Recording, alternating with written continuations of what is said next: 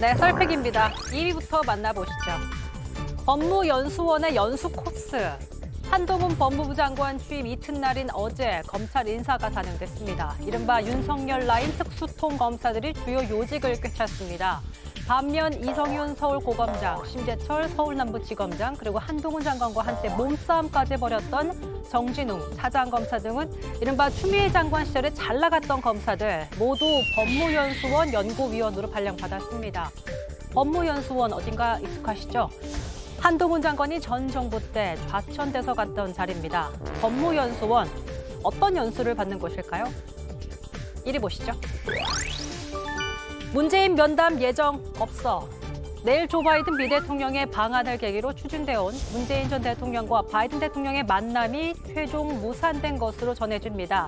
백악관은 브리핑에서 현재까지는 예정된 면담이 없다라고 밝혔는데요. 여기에 대해서 친문 민주당 윤건영 의원은 백악관이 기존 입장을 번복했다라는 걸 시사했습니다. 측에서 정확하게 답변을 해야 될 것 같은데요. 바이든 대통령이 보자고 한 연락이 온 건 분명한 사실이고요. 그리고 오늘 아침에 제가 방송 들어오기 전에 보니 미측 백악관에서 계획이 없다라고 이야기한 것도 사실 같습니다. 분명한 건 문재인 대통령 가만히 계셨다는 말씀이죠. 문 전 대통령 측은 오늘 주미 대사관으로부터 면담은 안 하기로 최종 결정됐다는 연락을 받았다며 바이든 대통령의 희망에 따른 미국 쪽 제안으로 최근까지 만남을 조율해 왔다라고 밝혔습니다. 여러분이 픽한 오늘의 썰 무엇인가요? 네, 강재원 아나운서가 두 가지 뉴스를 소개를 했는데요.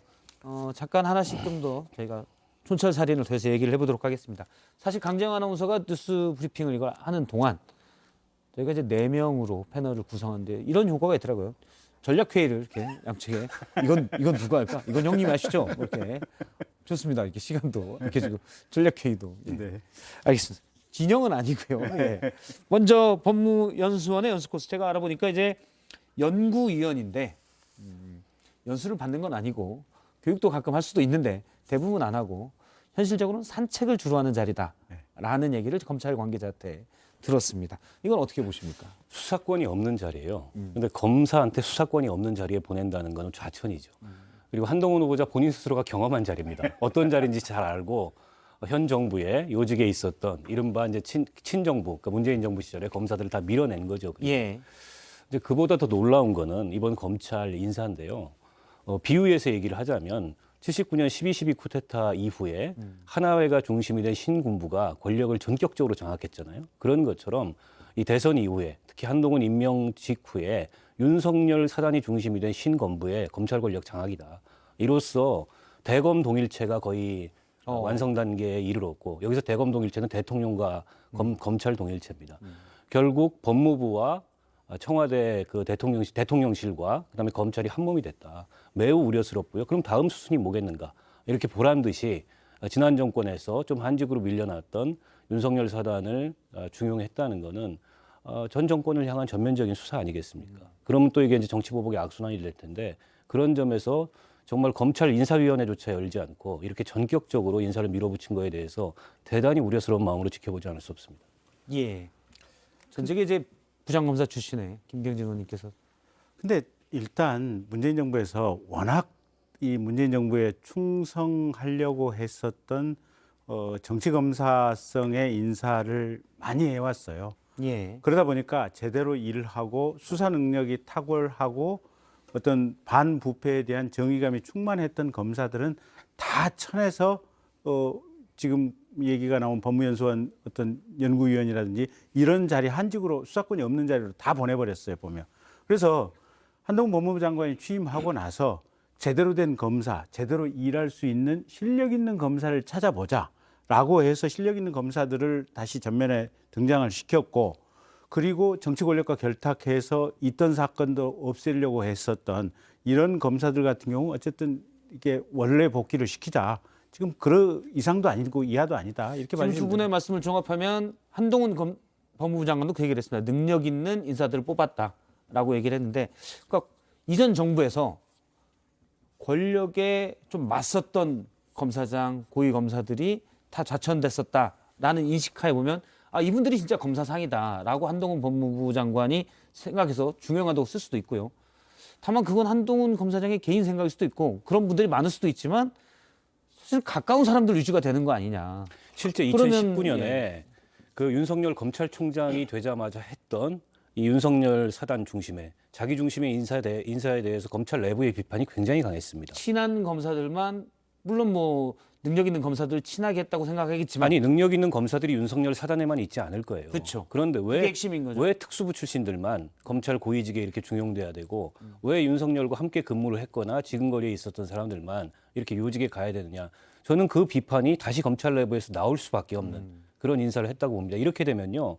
특수부 검사들이 검사 출신들이 검찰의 몇 %인지는 모르겠는데 검찰 이 수사 업무의 대다수를 점하고 있는 이를테면 형사부 검사들이나 이런 사람들이 얼마나 소외감을 느끼겠어요. 벌써 그 검찰 내부 게시판에 이러려고 우리가 힘 모아서 검수완박 반대했냐 회의감이 든다 이런 여론이 올라오고 있지 않습니까? 그렇군요. 아니 근데 아니 한동훈 검사장도 법무연수원 연구위원을 하면서 또 갈고 닦고 이래서 본인이 또 장관까지 되지 않았습니까? 거기 가신 분들도 내가 거기 가면 산책하는 자리라면서요. 아니 근데 거기서 갈고 닦았어요? 네, 책도 쓰고 공부도 하고 여러 가지 각국의 검찰 제도 연구도 하고 혹시 또 내가 장관이 되면 대한민국의 법무 검찰 제도를 어떻게 발전시켰을까? 뭐 이런 국리 연구하지 오히려 않았겠어요? 문재인 정부에서 뭐 공부할 시간을 드린 거네. 자막에 나오고 있는데요. 뭐 그렇게 볼 수도 있는 거죠. 한동훈 법무부 장관도 본인도 법무연수원에서 오늘 국회 답변입니다. 네. 법무연수원서 충실히 열심히 근무했다라고 얘기를 한 바 있습니다. 예. 뭐 듣는 사람이 또 생각에 따라서 판단할 것이고요. 이 부분 또 얘기해 보도록 하겠습니다. 원래 조 바이든 미국 대통령이 이례적이죠. 퇴임한 대통령을 만나겠다라는 얘기가 있었는데 오늘 최종 확인이 되고 있는 거는 면담은 없었던 걸로 이렇게 얘기가 되고 있습니다. 이건 어떻게 보시나요? 그러니까 뭐 미국 대통령 입장에서는 문재인 전 대통령을 만날 이유가 사실 별로 없죠. 뭐가 좋다고 이렇게 막 만나겠습니까? 왜냐면은 사실 우리 얼마 전만 해도 그 왜 SK 에너지에 이제 유류 한 1만 톤 정도가 불법 환적이 돼서 북한으로 불법 유입이 되는 일들이 있었고, 그거 말고도 뭐 북한의 그 석탄을 대한민국에 반입시킨다든지 사실상 어떤 미국을 필두로 한 그 안보리 제재에 우리나라가 교묘하게 계속 이제 약간 회피하는 모습들을 계속 보여줬거든요.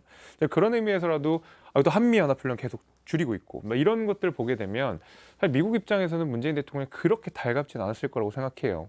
그리고 이제 미국 대통령 입장에서 전직 대통령을 만난다고 하는 것은 가장 이제 상징성이 있었던 김대중 대통령 정도가 가능했지. 사실 전직 대통령을 만나는 일 자체가 그렇게 막 자주 있는 일도 아니거든요. 그러면 지금 말씀은 처음에 만난다라는 얘기가 있을 때 문재인 대통령 측에서 나도 보자 이렇게 했을 가능성이 크다는 걸 전제로 하시는 말씀인가요? 저는 사실 이제 그 맥락은 잘 모르겠는데 제가 여기서 결국 협상이 결렬되는 것은 그러니까 저의 그냥 개인적인 견해입니다만은 사실은 이제 선거를 앞두고 저는 문재인 대통령께서 약간의 어떤 반미 정서들을 부각시키려고 했었던 것이 아닌가라는 그냥 개인적인 생각이 좀 듭니다. 왜냐하면 결국 이것이 결렬될 것을 모르지 않았을 거라고 생각해요. 제가 아까 말씀드린 대로 김대중 대통령 정도만이 사실 현직 미국 대통령들이 만나서 상징성 있게 무언 정치적 메시지를 낼 수가 있는 상황인데 문재인 대통령은 정치적으로도 그렇고 외교적으로도 그렇고 현 대통령이 만나야 될 이유가 거의 없거든요. 근데 그럼에도 불구하고 문 전 대통령 측에서 먼저 만나자고 했을 가능성은 어떻게 보세요? 그렇게 생각하는 것 자체가 정말로 뛰어난 상상력이다라고 생각해요. 그러니까 문재인 대통령께서는 이미 이제 퇴임한 이후에 방안을 하는데 그리고 그 조율이 당선자 측하고 됐던 거 아니겠습니까? 당시에. 그러면 문재인 대통령은 전혀 룸이 없어요. 그런데도 만나고 싶다라는 메시지가 와서 미국 측 요청이 왔기 때문에 문재인 대통령도 만나신다고 하더라 바이든이. 그리고 이미 3번 정도의 정상 간의 만남을 가졌던 관계라서 간 김에 만나고 싶다라는 뜻을 미국에서 전해왔기 때문에 저희들은 당연히 뭐 만나나 보다 그러면서 또 좀 의아스럽기도 했죠.